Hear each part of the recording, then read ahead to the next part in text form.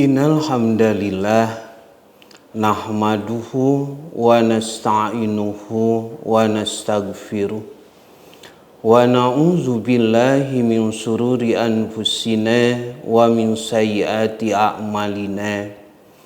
May yahdihillahu fala mudhillalah wa may yudlil fala hadiyalah. Asyhadu an la ilaha illallah wahdahu la syarikalah wa asyhadu anna Muhammadan abduhu wa rasuluh amma ba'du. Ihwatu iman pemirsa Persis TV yang dimuliakan oleh Allah Subhanahu wa taala. Alhamdulillah dengan izin dan iradah Allah Subhanahu wa taala, kita dalam program sosialisasi keputusan Dewan Hizbah Pimpinan Pusat Persatuan Islam yang berkedudukan di Bandung, khususnya berkaitan dengan masalah-masalah yang berkaitan dengan kurban. Pada kesempatan ini yang akan dibahas yaitu putusan mengenai kornetisasi daging kurban. Nah, ini boleh atau tidak? Bagaimana di zaman Rasulullah Shallallahu Alaihi Wasallam, apakah membagikan daging kurban itu mentahnya atau sudah dimasak? Karena kejadian akhir-akhir ini kelihatannya ada satu kebutuhan, di antaranya supaya daging kurban ini tersebar ke pelosok-pelosok yang sangat membutuhkan, daerah rawan dan sebagainya, dan dikornetkan ini supaya tahan lama. Nah, itu di antara alasan-alasan kenapa ada beberapa pihak tertentu yang sengaja binatang-binatang kurban itu disembelih tidak dibagikan langsung, tapi melalui proses pengkornetan. Nah, Dewan Hizbah nanti akan memberikan putusan boleh atau tidaknya mengkornetkan daging dari binatang kurban. Pada kesempatan ini sudah ada Al-Ustadz Dr. Haji Haris Muslim LC. Beliau sebagai anggota Dewan Hizbah dan Sekretaris Umum Pimpinan Pusat Persatuan Islam. Bagaimana Ustadz? Sehat? Alhamdulillah Ustadz. Alhamdulillah. Nah, untuk memanfaatkan waktu, kami persilahkan kepada Al-Ustadz untuk membahas masalah ini. Kami persilahkan. Baik. Innal hamdalillah nahmaduhu wa nasta'inuhu wa nastaghfiruh wa na'udzu billahi min syururi anfusina wa sayyiati a'malina. May yahdihillahu fala mudhillalah wa may yudlil fala hadiyalah. Asyhadu an la ilaha illallah wahdahu la syarikalah wa asyhadu anna Muhammadan abduhu wa rasuluh alladzi la nabiyya ba'dah amma ba'du. Terima kasih kepada Ustadz Tito yang telah memberikan kesempatan ini kepada kami, juga kepada pemirsa Persis TV atas perhatiannya. Sebagaimana tadi disebutkan bahwa permasalahan yang akan kita bahas adalah bagaimana hukum kornetisasi daging kurban atau mengolah daging kurban menjadi bahan olahan dalam bentuk kornet, dan mungkin bisa saja dalam bentuk olahan yang lain, dan dibagikan kepada para penerima itu ya, didistribusikannya itu dalam bentuk daging olahan. Nah, ini tentu menjadi sebuah problem hukum ya, karena pembahasannya adalah masalah mengkornetkan daging kurban atau memproduk daging kurban menjadi kornet sehingga dibagikannya dalam bentuk kornet. Maka kita batasi saja pembahasan itu, atau pembahasan kali ini adalah pembahasan tentang ketentuan-ketentuan hukum dalam pembagian daging kurban agar langsung nyambung dengan masalah yang kita bahas hari ini. Sebagaimana kita ketahui bahwa ibadah kurban itu sudah ditentukan, waktunya ditentukan, binatangnya ditentukan, ya, termasuk ditentukan adalah pembagiannya, ya. Jadi terdapat beberapa landasan hukum, sumber hukum, ya, baik itu dalam Al-Qur'an, terutama dalam hadis Nabawi secara detail, di mana di sana dijelaskan bagaimana Nabi memberikan ketentuan tentang pembagian daging kurban. Di antaranya di dalam hadis dari Ali bin Abi Thalib, riwayat Imam Bukhari dan Muslim muttafaqun alaih, an Ali bin Abi Thalib radhiyallahu anhu qala amarani an-nabiy sallallahu alaihi wasallam an aqwama ala budnihi wa an uqassima luhumaha wa juludaha wa jilalaha 'alal masakini wa la u'tiya fi jizaratiha minha syai'an. Muttafaqun alaih. Dari Ali bin Abi Thalib radhiyallahu anhu, ia berkata, Rasulullah sallallahu alaihi wasallam bersabda, atau Rasulullah SAW memerintahkan kepadaku, kata Ali, ya, untuk mengurusi kurban-kurbannya, ya, an aqwama ala budnihi, kemudian wa an uqassima luhumaha, nah, ini garis bawahi, ya, dan untuk membagi-bagikan dagingnya, ya, ini di garis bawahi. Jadi membagikan dagingnya, wajuludaha, dan kulitnya, wajilalaha, juga membagikan jilal, ya, pakaiannya. Jadi semua yang menempel di hewan kurban, hiasan-hiasannya, ya. Wa alal masakin, kepada fakir miskin.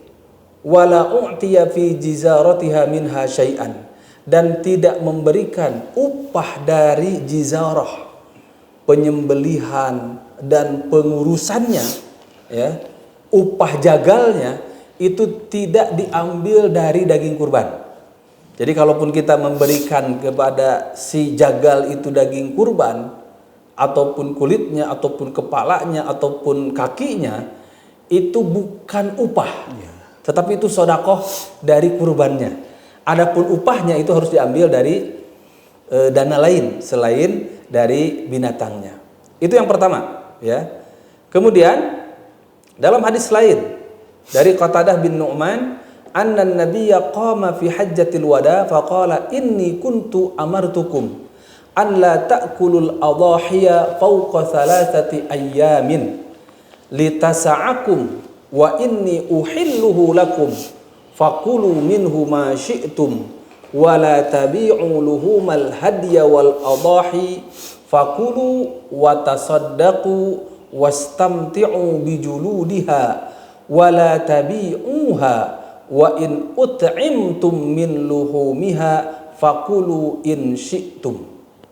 Dari Qatadah bin Nu'man, sesungguhnya Nabi SAW berdiri di waktu haji wada lalu bersabda, Inni kuntu amartukum an la ta'kulu al-adhahi. Kami pernah memerintahkan agar kalian tidak memakan daging kurban. Jadi kalau kita berkurban, maka muqarrib atau mudahhi itu tidak boleh. Ya, asalnya tidak boleh mengambil atau mengkonsumsi dari daging tersebut, ya. Fawqa thalathati ayyam, lebih dari 3 hari. Ya. Jadi tidak boleh mengkonsumsi lebih dari 3 hari. Lebih dari 3 hari daging harus habis, ya. Nah, litasa'akum, ya, supaya daging itu merata.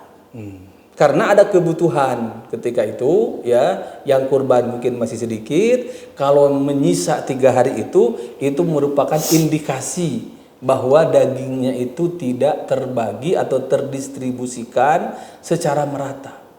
Tetapi hukum ini dihapus, dinasakh, ya. Kata Nabi, wa inni uhilluhu lakum, tapi sekarang halal. Lebih dari 3 hari silahkan, ya. Fakulu minhu ma syi'tum, silahkan makan, ya, sesuka kalian. Tetapi wala tabi'u, jangan menjualnya. Wala tabi'u luhumal hadya wal adahi, jangan menjual daging-daging dari al-hadya, kurban. Al-hadyu itu biasanya lebih identik dengan haji, baik tamattu ataupun qiran, ya. Nah, sehingga dan ini konteksnya ketika itu Nabi sedang melaksanakan ibadah haji. Wal adahi, sedangkan dan adahi sama juga daging kurban. Tapi biasanya adhahi ini istilahnya untuk binatang yang disembelih di luar ibadah haji. Seperti kita kalau nanti menyembelih tanggal 10.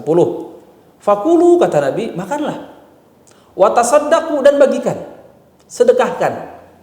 Nah ini di tasaddaqu halam hadis ini umum. Kan tasaddaqu itu bisa diberikan sedekah matang atau mentah saja. Ya. Nah, tapi nanti kita lihat apakah ini maksudnya matang atau mentah.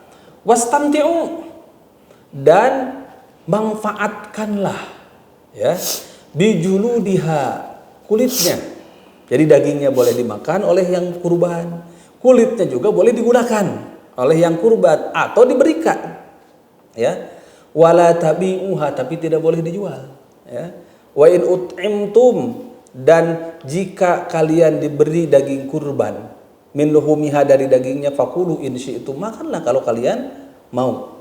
Nah, kemudian kita bacakan saja dulu, ya, landasan-landasannya. Hadis lain dari Ali bin Abi Thalib, ya, riwayat Imam Bukhari dan Muslim. Ini masih menyambung dengan hadis yang atas dengan lafaz yang lain, ya. Kata Ali bin Abi Thalib, amarani Rasulullah sallallahu alaihi wasallam an aquma ala budnihi wa an atasaddaqa bilahmiha. Lafaz yang hadis pertama saya bacakan lafaznya uqassim. Di sini atasaddaq, ya. Dan mensedekahkan. Apa yang disedekahkan? Bilahmiha. Jadi kurban ini untuk muqarrib atau untuk mudahhi itu dia sebagai bentuk ketakwaan. Tapi dagingnya itu menjadi sedekah, ya. Dagingnya itu menjadi sedekah, ya. Nah, apa yang disedekahkan itu? Di sini disebutkan bilahmiha, dagingnya, wa juludiha, juga kulitnya, wa ajillatiha, pelanaknya, wa an la u'tiyal jazzara minha, dan jangan memberikan upah jagal dari daging kurban atau dari binatang kurban. Qala nahnu nu'tihi min indina, kata Ali, kami memberi upah itu dari uang kami, bukan dari binatang yang dikurbankan. Kita cukupkan satu hadis lagi, ya, sebagai landasan dari ketentuan-ketentuan pembagian daging kurban, ya. Hadisnya riwayat Imam Bukhari dari Salamah bin Al-Aqwa. Ini dalam hadis Bukhari, bab ma yu'kalu min luhumil adahi wa ma yutazawwadu, ya. Bab mengenai daging kurban yang dikonsumsi dan juga dijadikan bekal, ya. Hadis nomor 5569. An Salamah bin Al-Aqwa, an Salamah bin Al-Aqwa qala, dari Salamah bin Aqwa qala, ia berkata, qala an-nabiy sallallahu alaihi wasallam, Nabi sallallahu alaihi wasallam bersabda, man dhahha minkum, barang siapa di antara kalian berkurban, menyembelih binatang kurban, fala yusbihanna ba'da thalithatin, janganlah setelah hari ketiga, ya, di hari ketiga di waktu pagi, ya, wa baqiya fi baitihi minhu syai'un, masih ada sisa dari daging kurban tersebut.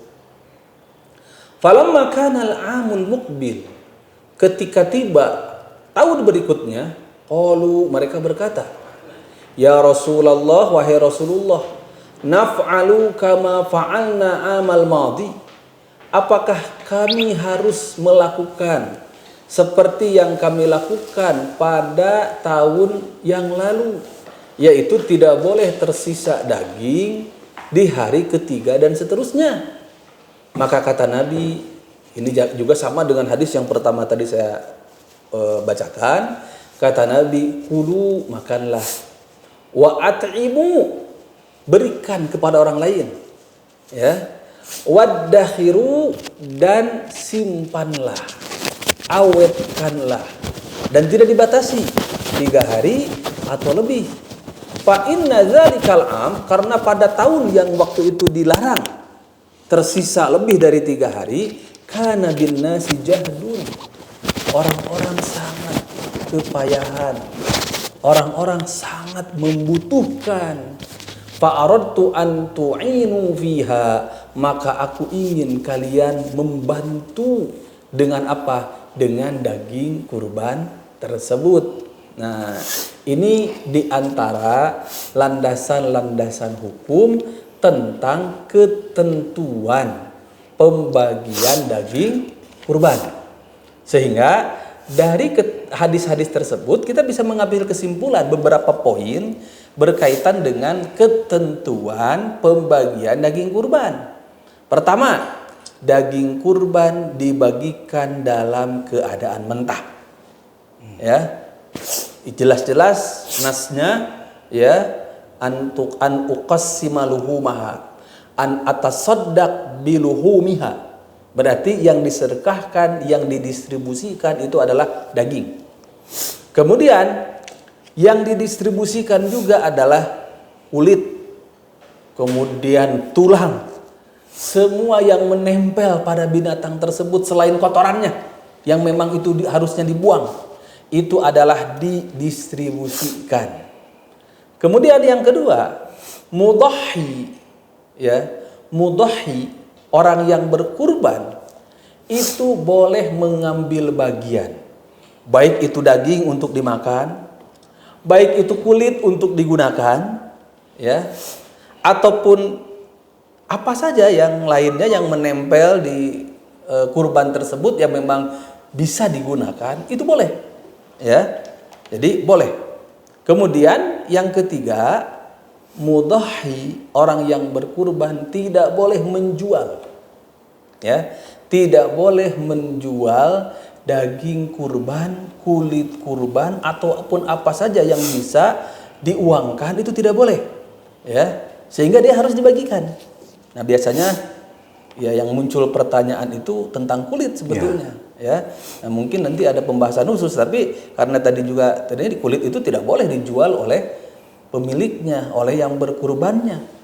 Kalau misalkan kulit itu sudah didistribusikan, dibagikan ke fakir miskin, misalkan untuk beberapa orang fakir miskin, diberikanlah kulitnya tersebut, kemudian oleh mereka kan kulit ini untuk kemanfaatan, kan jadi hak milik mereka, lalu dijual, itu lain masalah. Yang tidak boleh dijual itu oleh siapa? Oleh pemiliknya atau oleh orang yang berkurbannya. Kemudian yang terakhir dari ketentuan tadi, ya, jadi daging kurban itu boleh tersisa lebih dari 3 hari. Atau poinnya sebetulnya bukan itu. Daging kurban ini harus merata kemanfaatannya, sehingga ketika dalam situasi sangat membutuhkan dan orang-orang harus dibagi itu, ya itu harus dibagi. Tapi kalau semua sudah terbagi, kemudian masih bisa tersisa lebih dari 3 hari, itu boleh. Jadi hukum yang terakhirnya itu lebih dari 3 hari penyembelih kurban atau mudhahi, orang yang berkurban, itu boleh menyimpan daging tersebut di rumahnya. Karena untuk kebutuhan dia, lalu misalkan dia olah menjadi dendeng, dia olah menjadi abon, dia olah menjadi kornet atau apapun, itu boleh. Kemudian kalau misalkan kita berikan kepada fakir miskin, kemudian fakir miskin itu diolah jadi olahan makanan, itu juga boleh. Nah, kemudian masuk sekarang, nah ini kita harus paham dulu gitu ya. Masuk sekarang kepada permasalahan yang kita bahas hari ini. Ya, tadi sudah jelaskan ketentuannya. Bagaimana kalau sekarang dikornetisasi, diolah, ya. Kita tidak batasi kornet lah misalkan, kan bisa diabonkan, ya, dibuat abon, dibuat dendeng, dibuat apa saja gitu ya, daging olahan, sehingga dia menjadi daging matang dan langsung layak konsumsi. itu boleh tidak? Ya, di sini ada problem. Nah, kalau tidak ada masalah nggak usah dibahas. Capek-capek Ustaznya. Ya. Nah, di sini ada masalah hukum, gitu ya. Jadi masalah tidak, lamun lain masalah mau dipermasalahkan. Justru ada masalah. Pertama, daging itu dibagikan kepada fuqara masakin, oke. Itu tidak ada masalah.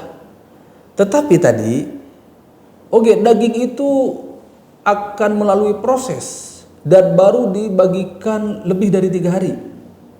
Berbulan-bulan. Nah, ini masalah. Kenapa? Karena yang dibolehkan oleh Nabi lebih dari 3 hari itu untuk orang yang berkurban. Sehingga kalau orang yang berkurban ini mau membagikan lebih dari 3 hari, boleh tidak? Ya. Nah, ini juga harus dilihat, gitu ya. Kenapa? Karena al-aslu daging kurban itu jangan ditunda-tunda. Ya, langsung bagikan.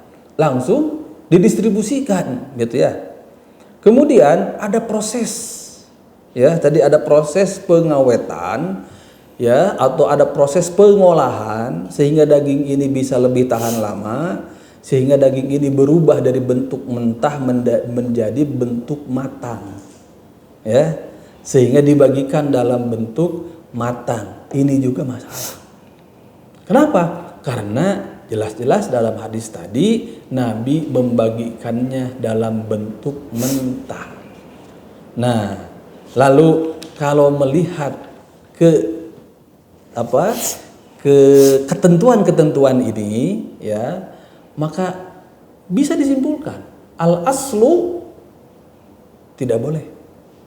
Jadi asalnya, hukum asal ini mengkornetkan daging kurban itu tidak boleh. Daging kurban itu harus dibagikan langsung. Ya. Jadi daging kurban itu harus dibagikan langsung. Nah, kemudian siapa yang mengkornetkannya? Ya. Ya, siapa yang membuat kornetnya itu? Siapa yang mengolahnya jadi dendeng, jadi abon, jadi kornet dan olahan-olahan yang lainnya? Ya, siapa itu? Kalau itu dilakukan oleh penerima, tidak ada masalah. Karena setelah diterima oleh konsumen, ya, oleh mustahik, gitu ya, yang menerimanya, termasuk misalkan oleh mudhahi tapi itu jatah dia, kemudian dia olah jadi makanan, udah tidak masalah itu. Ada perpindahan status. Ada perpindahan ya? status. Ya betul, ada perpindahan. Jadi sudah ditaksim. Nah, kalau sudah ditaksim selesai, gitu ya.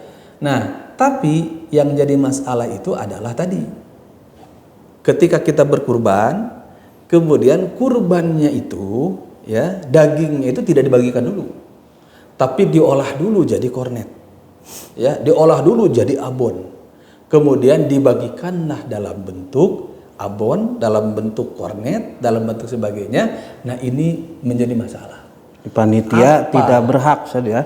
Panitia al-aslu tidak berhak untuk mengolah, ya, untuk mengolah makanan daging tersebut menjadi makanan tersebut dibagikan dalam bentuk, apalagi menunggu dalam waktu lama.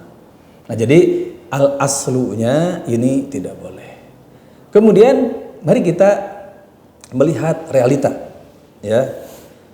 Jika realitanya itu adalah pada situasi normal, kemudian kebutuhan daging di sana banyak fakir miskin yang butuh daging, dan sebetulnya kalau daging ini boleh saja orang yang kaya pun mengambil, gitu ya. Nah, jadi silahkan, meskipun prioritasnya yang kaya ini memang yang kurbannya, ya. Nah, tapi kalau misalkan di sana banyak kebutuhan, maka daging itu al-aula prioritasnya bagikanlah kepada mereka. Ya, faqulu wa at'imu, ya, an uqassima luhumaha, an atasaddaq biluhumiha, itu langsung.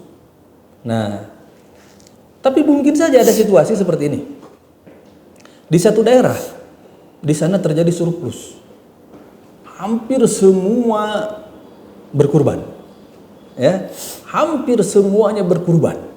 Tidak ada yang tidak berkurban. Sehingga apa? Ada kelebihan daging. Tidak mungkin daging ini diberikan kepada tidak akan lebih dari kecukupan ya ketika dibagikan ke daerah tersebut, gitu ya. Kemudian ada daerah lain yang sangat membutuhkan, ya, ada daerah lain yang sangat membutuhkan, sehingga daging ini kemanfaatannya akan lebih besar jika diberikan, didistribusikan di daerah tersebut, di daerah terpencil, gitu ya. Nah, maka solusinya apa? Sebetulnya ada solusi pertama sebelum ke kornet, Ustaz. Sudah saja kurbannya di daerah tersebut, disembelih di daerah tersebut, seperti sekarang PJTU. Hidupnya ya, Iya, binatang hidupnya yang binatang hidupnya aja disembelih di sana, kemudian dibagikan dagingnya di sana dan langsung dikonsumsi, gitu ya. Kecuali misalkan nih daerah yang mau kita bagi ini mereka belum mengenal peradaban sembelih menyembelih, atau misalkan tidak ada binatang kurban yang mudah untuk didistribusikan ke sana. Jadi misalkan ada binatang kurban, tapi kalau mau dibawa ke sana, kan kalau seperti itu kan biasanya yang kita kirim itu uangnya. Mereka beli di sana, gitu ya. Mereka kurban atas sama muqarribnya atau mudhahinya itu, yaitu ya yang memberikan sodakohnya tadi, gitu ya. Nah, atau misalkan seperti sekarang program kurban untuk Muslim tertindas ya di Palestina, di Rohingya, itu kan dagingnya disembelih di sana, ya, bukan disembelih di sini kemudian dikirim kornetnya, ya. Nah itu maka solusi pertamanya itu. Nah maka kalaupun kornetisasi itu mau dilaksanakan, maka ada situasi khusus yang memang menuntut untuk seperti itu, ya. Nah jadi di sini saya harus urutkan dulu biar tidak tasahul, ya, harus diurutkan dulu. Nah maka kalau misalkan nih daging di sini sudah surplus, gitu ya. Kemudian daerah yang mau kita tuju itu di sana susah untuk mengirim binatang ke sana, tidak ada binatang ke sana, maka tidak ada jalan lain, ya. Kalau ini daging kita kirim dalam bentuk daging, tidak akan sampai dalam bentuk yang layak konsumsi, gitu ya. Kalau misalkan dibekukan juga terkendala pendinginan ya, kendaraan pendinginnya segala macamnya, maka lebih amannya itu adalah diolah menjadi kornet, abon ataupun dendeng. Maka dalam situasi yang sangat istisnai seperti itu boleh karena kemanfaatan. jalan terakhir ya, Jalan terakhir kalau menurut saya itu. Contoh misalkan Saudi Arabia. Di Saudi Arabia itu surplus itu daging itu. Musim haji itu, kecuali mungkin musim haji sekarang, karena jemaah haji itu kebanyakan tamattu, dan jemaah haji itu tidak boleh kurbannya di sini. Kalau kita Ustadz Tito sekarang nih mau kurban, di sini kurban, kemudian dia nyumbang juga untuk di Ambon, nyumbang juga untuk di Papua, gitu ya, berkurban di sana itu boleh, gitu ya. Tapi Ustadz Tito melaksanakan ibadah haji, hajinya haji tamattu, kemudian kurbannya disembelih di sini tidak boleh. Sehingga ada surplus. Ada daerah-daerah di Afrika, gitu ya, mungkin juga di Indonesia, di ini yang membutuhkan daging. Kalau di daging mentah ini dibekukan kemudian dikirim itu sangat darurat, gitu ya. Maka salah satu solusinya itu adalah dengan dikornetisasi. Saya memandang kalau situasinya memang seperti ini, itu bisa, itu boleh, karena ada faktor kedaruratan, ada faktor juga kemaslahatan dan kemanfaatan. Ya, ada faktor kedaruratan, ada faktor kemaslahatan dan kemanfaatan yang dia akan bermanfaat dengan cara seperti ini. Tapi itu adalah jalan terakhir. Al-aslunya daging itu langsung dibagikan. Nah ini mudah-mudahan jelas ya duduk permasalahannya. Saya sengaja mendudukkan permasalahannya. Saya tidak mengharamkan secara mutlak, tapi saya harus kembalikan dulu ke hukum asalnya, ya, sehingga inilah yang menjadi patokan pertama. Hukum asalnya tidak ada hak bagi panitia untuk mengolah daging tersebut kemudian dibagikannya dalam situasi tertentu yang tadi saya gambarkan, ya, maka bisa saja itu dibolehkan kalau memang tidak ada jalan lain. Selama solusi yang sampai ke konsumen itu daging mentah itu biasa dilaksanakan, maka itu harus ditempuh. ya, selama itu bisa laksanakan itu tempuhlah itu.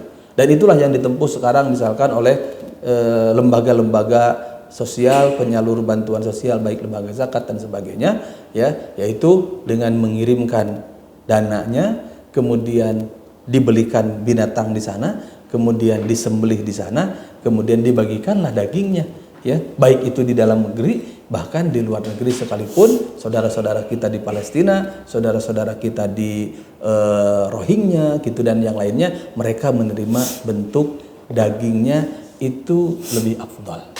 Ada situasi tertentu tadi kalau memang itu juga tidak bisa ditempuh, maka kemanfaatannya itu tidak bisa terlaksana kecuali dengan mengirim daging olahan. Maka kalau kondisinya seperti itu di sana ada faktor kedaruratan, ya, di sana ada faktor kemaslahatan dan kemanfaatan, maka itu boleh. Tapi kembali ke hukum asal, al-aslunya daging kurban itu dibagikan dalam keadaan mentah dan didistribusikan langsung ketika kita melaksanakan ibadahnya tersebut. Adapun nanti tersisa lebih dari 3 hari itu tidak ada masalah, ya. Kalau misalkan situasinya seperti zaman Rasul, banyak yang membutuhkan, ya jangan tersisa. Dan itu memang sudah biasalah terjadi di lapangan, ya. Kadang-kadang yang tidak kurban itu lebih banyak dagingnya daripada yang kurban, kan gitu, ya. Tiap tahun. Nah, tiap tahun seperti itu. Itu saja mungkin yang bisa saya sampaikan. Mudah-mudahan ini bisa jelas dan bisa dipahami duduk permasalahannya sehingga kita tidak sembarang mengharamkan, membolehkan, tetapi kita kembalikan kepada landasan hukum asalnya dan jelas-jelas ini adalah ibadah yang ditentukan, ya, mulai dari waktunya, tata cara pelaksanaannya, kemudian jenis binatangnya, termasuk juga pendistribusian. Demikian yang bisa saya sampaikan. Saya kembalikan lagi kepada Al-Ustaz Tito. Wallahu a'lam bishawab. Terima kasih kepada Al-Ustaz Dr. Haris Muslim sebagai anggota Dewan Hizbah yang telah memberikan penjelasan keputusan Dewan Hizbah mengenai kornetisasi daging kurban. Nah, tadi sudah dijelaskan, jadi hukum asal membagikan daging kurban adalah mentahnya. Kecuali nanti ada situasi-situasi dan kondisi tertentu yang tidak bisa tidak. Nah, kita membagikan untuk daerah-daerah rawan yang tidak mungkin penyembelihan secara normal atau mengirimkan binatang hidupnya atau uangnya dan sebagainya. Nah, itu masuk ke dalam kedaruratan. Jadi kepada jami-jami kurban, panitia kurban, nah ini perlu kehati-hatian. Kan ini tanggung jawab kita menerima amanah dari umat, karena ibadah kurban ini bagian dari ibadah nusuk. Jadi pengorbanan yang dari mulai tata cara, kemudian jenis binatangnya, pengolahannya, pengurusannya sampai pembagiannya, pendistribusiannya itu sudah ditetapkan. Ada beberapa pertanyaan, Ustaz, ini dari umat yang sering kali muncul. Itu diantaranya panitia mengambil bagian. Nah, di kurban untuk dikonsumsi itu kan dimasak dulu. Nah, itu boleh tidak? Itu bagaimana? Boleh, itu jadi diinikan aja. Misalkan itu ambil dari bagian si mudhahi, ya. Jadi ambil dulu aja, kan mudhahi boleh ngambil, ya. Ambil dari bagian mudhahi. Atau misalkan ini bagikan dulu ke siapa? Lalu di ini. Jadi tapi biasanya lebih ini karena itu kan biasanya yang berkurban yang memberikan itu. Nah, itu yang berkurban itu ambil kan dari qulu wa at'imu wadakhiru, qulu wa tasaddaqu wadakhiru, itu ada para ulama yang daging kurban itu bagusnya dibagi 3, ya. Nah, itu bagi 3 itu sepertiga buat si yang berkurban, sepertiga buat sedekah tetangga, kerabat gitu ya, yang tidak berkurban. Kemudian sepertiga lagi untuk fuqara masakin yang tidak terikat oleh keluarga dan sebagainya. Nah, itu di antara ulama ada yang menginginkan seperti itu. Nah, kalau kita tempuh, meskipun ini bukan keharusan, ya, bukan keharusan dibagi 3 segala macam, itu bukan keharusan. Nah, yang penting daging ini bisa didistribusikan dan orang yang berkurban itu berhak atau boleh mengambil dari kurbannya, maka itu ambillah dari jatah mudohinya, kemudian pasak dan berikan, karena mereka juga kan bekerja, perlu konsumsi makan dan sebagainya gitu. Ya dibolehkan, ya cuman tentu ada kewajaran ada untuk kewajaran, mengambilnya sesuai dengan kebutuhan ketika itu. Ya. Nah itu kemudian yang kedua ini mengenai akikah. Nah ini kan ada di masyarakat akikah itu masaknya. Nah, ini kan sama bagian dari nusuk dengan udhiyah, dengan kurban itu. Nah, apakah boleh akikah juga dimasak? Malah sekarang ada orang-orang tertentu atau lembaga-lembaga tertentu yang menyediakan paket akikah. Jadi kita ini tidak beli kambingnya, tapi langsung membeli paketnya, ada dagingnya, lauk-lauknya, nasinya dan sebagainya. Nah itu boleh tidak seperti itu? Akikah dengan kurban ini pada hakikatnya sama, gitu ya. Jadi lebih lebih selamat gitu ya. Akikah juga dibagikan dalam bentuk mentahnya, ya. Bisa saja sebetulnya didistribusikan dalam bentuk matangnya itu tadi setelah ada pelimpahan dulu, gitu ya. Setelah ada pelimpahan dulu dari pemiliknya, dari yang menyembelihnya kepada fakir miskin, kemudian fakir miskin tes wacana orang riugeun orang pasaknya bebarengan, orang makannya bersama-sama gitu. Itu boleh saja gitu ya. Tapi dari yang menyembelihnya itu lebih utama dia memberikan atau kembali kepada ketentuan penyembelihan, karena ini ibadah nusuk tadi kembali lagi, ya, bukan walimah ini. Kalau walimah makan-makan gitu ya. Kalau walimah makan-makan, kalau nusuk, kalau sembelihan ya berarti dagingnya gitu. Wallahu a'lam bishawab. Ya mungkin itu saja Ustaz. Mungkin disimpulkan ini kesimpulan mengenai parnitisasi daging kurban. Baik, singkat saja. Jadi kesimpulannya al-aslu tidak boleh mengkornetkan atau mengolah daging kurban sebelum dibagikan. Kalau daging itu diolah oleh penerima, maka itu menjadi haknya. Kalau daging itu diolah oleh orang yang berkurban, bagiannya itu juga menjadi haknya. Ya, panitia tidak berhak mengolah kemudian dibagikan olahannya, ya. Dalam kondisi sangat darurat dan memang kemanfaatan dari daging kurban itu hanya bisa tercapai dengan pengolahan, maka di sana ada prinsip kedaruratan seperti tadi yang saya sebutkan, maka situasi tersebut boleh, ya, kalau memang misalkan tidak mungkin kita mengirim binatangnya atau mengirim uangnya ke daerah yang ingin kita berikan daging kurban tersebut, ya. Tetapi hukum asalnya daging kurban itu dibagikan dalam keadaan mentah. Demikian, wallahu a'lam bishawab. Terima kasih kepada Al-Ustadz Dr. Haris Muslim LC sebagai anggota Dewan Hizbah dan Sekretaris Umum Pimpinan Pusat Persatuan Islam. Ikhwatu iman, pemirsa Persis TV yang dimuliakan oleh Allah Subhanahu wa taala. Nah, itulah pembahasan kita pada kesempatan ini mengenai keputusan Dewan Hizbah tentang kornetisasi daging kurban. Jadi pada asalnya Rasulullah Shallallahu Alaihi Wasallam memerintahkan membagikan kurban itu dalam keadaan mentah. Oleh karena itu, apabila dibagikan dalam keadaan masak, baik itu kurban ataupun akikah, maka tentu ini menyalahi perintah. Nah, mungkin itu yang bisa kami sampaikan pada kesempatan kali ini. Mohon maaf atas segala kekurangannya. Sami'na wa ata'na ghufranaka rabbana wa ilaikal masir. Aqulu qouli hadza wastaghfirullaha li wa lakum. Wassalamualaikum warahmatullahi wabarakatuh. Waalaikumsalam warahmatullahi wabarakatuh.